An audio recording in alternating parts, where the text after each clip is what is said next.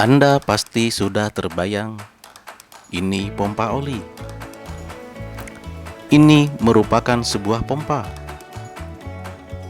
yang mana sebuah pompa memiliki daya hisap dan daya dorong. Secara garis besar, pompa oli adalah sebuah rangkaian mekanik yang didesain untuk menghisap dan mendorong oli. Di video ini, pompa diaplikasikan pada kompresor yang mempunyai tugas menghisap dan mendorong oli untuk memberikan pelumasan pada mekanik kompresor. Namun, bagaimanakah sistem pelumasan pada kompresor ini? Seperti pada video ini, pompa oli menghisap dari sumbernya dan mendistribusikan ke sistem mekanik kompresor.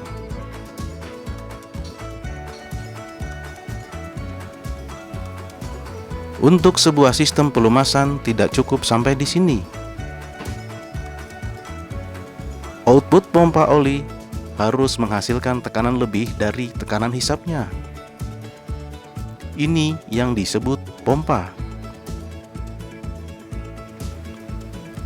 Kita ingin pompa ini menghasilkan tekanan yang lebih tinggi daripada hisapnya. Di sini ada beberapa persyaratan yang harus dipenuhi jika kita ingin menghasilkan tekanan.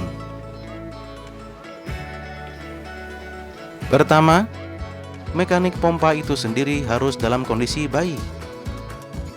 Lalu, bagaimanakah untuk membedakan pompa oli yang masih layak digunakan dan bagaimana pompa oli yang sudah tidak bisa digunakan? Penjelasannya akan kami bahas pada video berikutnya.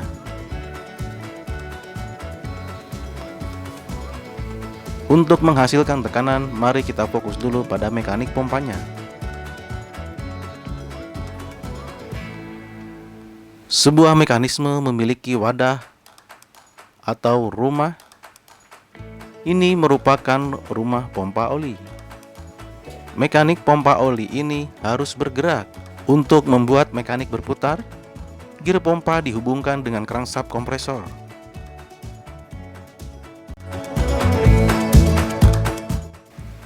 Dan ini rumah gir. Dari putaran ini, agar menghasilkan sebuah tekanan,